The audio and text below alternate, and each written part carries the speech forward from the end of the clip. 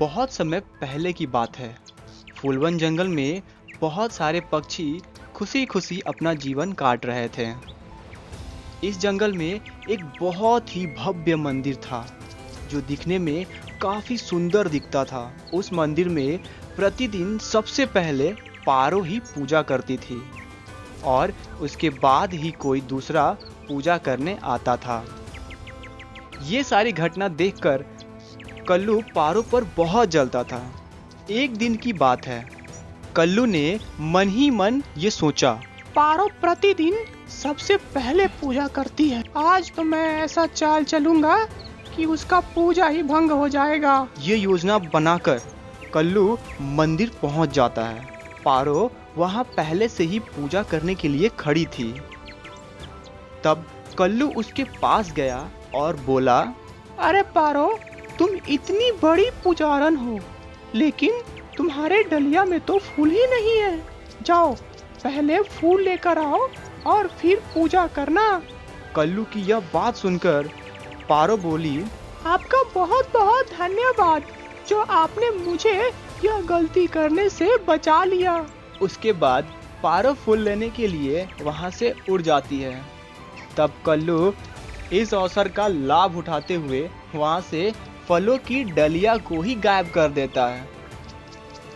थोड़ी देर बाद जब पारो फूल लेकर वापस मंदिर आती है, तब वो देखती है कि उसका डलिया ही गायब किया जा चुका है। तब वो उदास होकर मन ही मन सोचने लगी, लगता है आज तो मेरा पूजा भंग हो गया।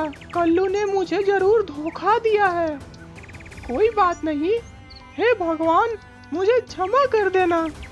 आज मैं तुम्हारी पूजा ना कर सकी, लेकिन कल मैं सुबह सुबह ही पूजा करने के लिए आ जाऊंगी। उसके बाद पारो वहां से चली जाती है।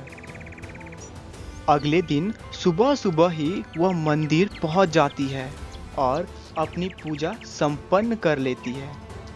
ये सब देखकर मानो कल्लू का खून खौल उठा हो और उसने मन ही मन सोचा, बड़ी ही हठधर्मी है ये पारो। लगता है मुझे कोई दूसरा रास्ता अपनाना होगा उसकी इस पूजा को भंग करने के लिए।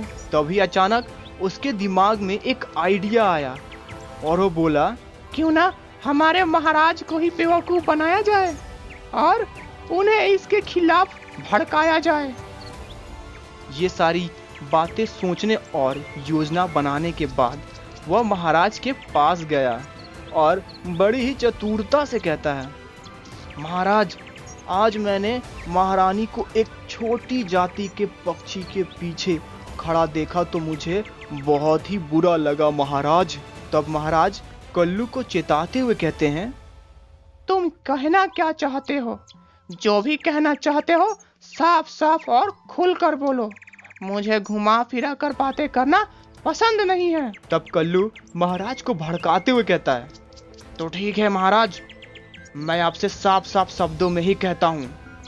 शायद आपको मालूम नहीं, लेकिन मैं जानता हूँ महाराज, हमारे जंगल में उस भव्य मंदिर में सबसे पहले वह छोटी जाति की पारो पूजा करती है और उसके बाद हमारी महान महारानी पूजा करती है। जरा सोचिए महाराज, ये महारानी के साथ अन्याय नहीं तो और क्या है? तब कल्लू की यह बात सुनकर महाराज क्रोधित होते हुए कहते हैं, उस पारो की इतनी मजाल जो वह हमारे महारानी से पहले पूजा करे। महामंत्री, उस नीच पारो को हमारे सामने शीघ्र अति शीघ्र पेश किया जाए। उसे तो इसकी सजा अवश्य मिलेगी, बराबर मिलेगी। महाराज को इतना भड़कते हुए देखकर कल्लू उन्हें और भड़काते हुए कहता है, उस पारो को पूजा करने का बहुत शौक है ना महाराज, तो क्यों ना उसे हमारे जंगल के सबसे ऊंचे मंदिर की पूजा करने की सजा दी जाए। तब महाराज ने चौंकते हुए कहा, क्या? लेकिन आज तक हमारे जंगल में वहां पूजा करने कोई नहीं गया। वह मंदिर तो बहुत ही ऊंचा है, वहां पहुंचने से पहले ही उस पारो की मृत्यु हो जाएगी। तब कल्लू आग में घी डालते हुए कहता है, अच्छा ही होगा महाराज, अगर वो छोटी जाति की नीच पारो मर जाती है। जरा सोचिए महाराज, उसके बाद तो हमारी महान महारानी ही सबसे पहले मंदिर में पूजा कर सकेंगी। थोड़ी देर बाद पारो सैनिक के साथ वहां आ जाती है और बहुत ही विनम्रता से महाराज से पूछती है, क्या हुआ महाराज, आपने मुझे इतनी शीघ्रता से क्यों बुलवाया? क्या मुझसे कोई भूल हुई है महाराज? अगर मुझसे कोई भूल हुई है तो कृपया कर मुझे क्षमा कर दीजिए। तब महाराज गुस्साते हुए कहते हैं, तुझे अपनी भक्ति पर बहुत घमंड है ना?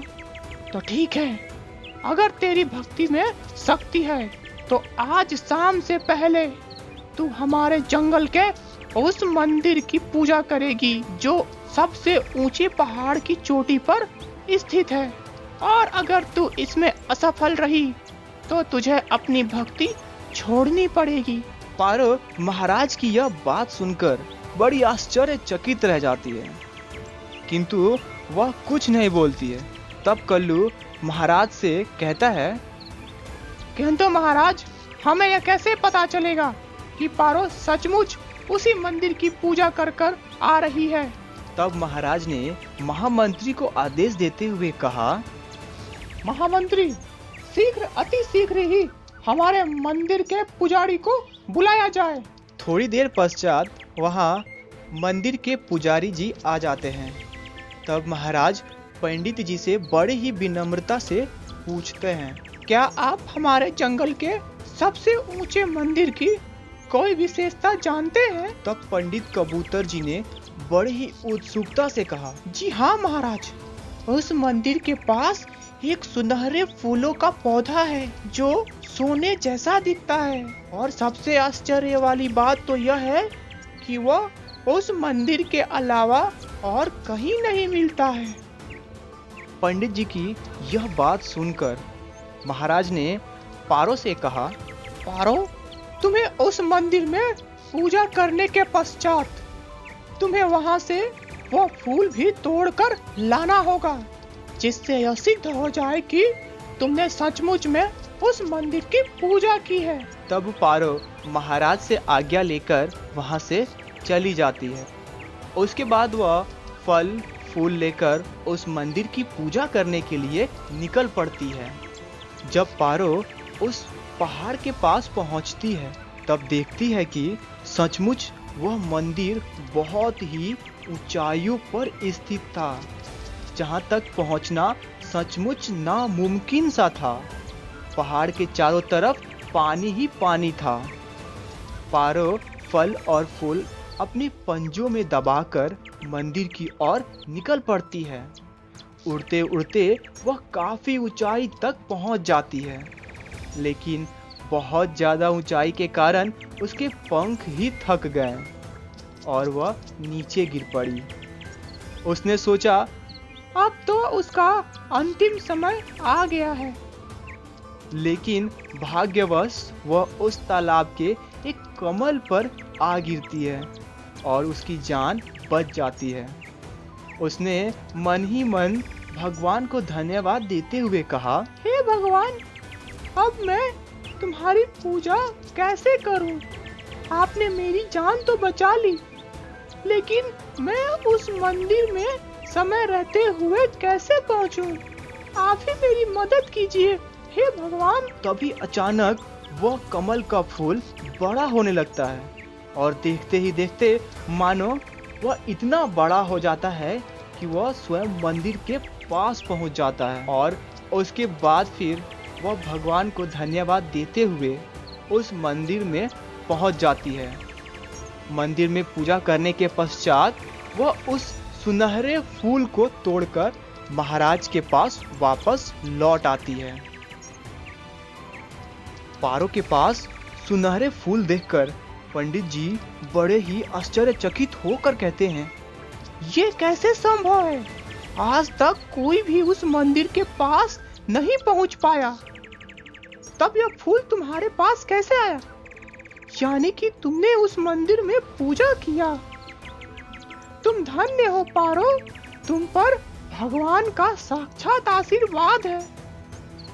पंडित जी की यह बात सुनकर कल्लू और महाराज को अपने किए पर बहुत पछतावा होता है और वह पारो से क्षमा मांगते हुए कहते हैं, हे पारो, हमें क्षमा कर दो। हमें अपनी गलतियों का एहसास हो चुका है। आज के बाद तुम ही सबसे पहले उस मंदिर की पूजा करना। और इसके बाद पारो हमेशा की तरह सुबह सुबह ही उस मंदिर की पूजा करने के लिए चली जाती है।